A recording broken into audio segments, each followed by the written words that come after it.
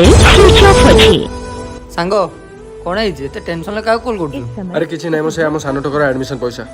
ତୋ ପାଖରେ ତ ପଇସା ନାହିଁ, ମୋ ପାଖରେ ପଇସା ନାହିଁ। ଆଉ ଆମ ପରିସ୍ଥିତି କଣ ତୁ ଭଲସେ ଜାଣିଛୁ। ଜୀବନ କାଲି ନିଜେ କହିଥିଲା ପଇସା ପଠାଇଦେବ ବୋଲି। ଏଠି ଟାଇମ ହେଇଗଲାଣି, ପଇସା ପଠେଇବା ଦୂରର କଥା, ଉଲ୍ଟା ସୁଇଚ୍ ଅଫ୍ କରିକି ବସିଛି। ସାଙ୍ଗ କଣ ସାଙ୍ଗ ୟାର, ତତେ କେତେବେଳୁ କଲ୍ ଲଗାଉଛି, ସୁଇଚ୍ ଅଫ୍ କରିକି ବସିଛୁ। ଯଦି ପଇସା ଦେବାର ନଥିଲା ମନା କରିଦେଇଥାନ୍ତୁ। ମୋ କଥା ଟିକେ ଶୁଣ। କଣ କଥା ଶୁଣିବି ତୋର? ଭାଇକୁ ପଇସା ପଠେଇବାର ଥିଲା, ପଠେଇ ପାରିଲିନି। ଭାଇ ସାମନାରେ ମୁହଁ କଣ ଦେଖେଇବି? ଆରେ କଥା ଟିକେ ଶୁଣ। ଏ ତୁ ଯା,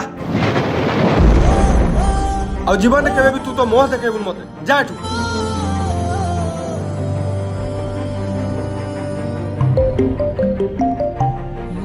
ଗୋଟେ ସେକେଣ୍ଡ, ସିପୁ କଲ୍ କରୁଛି।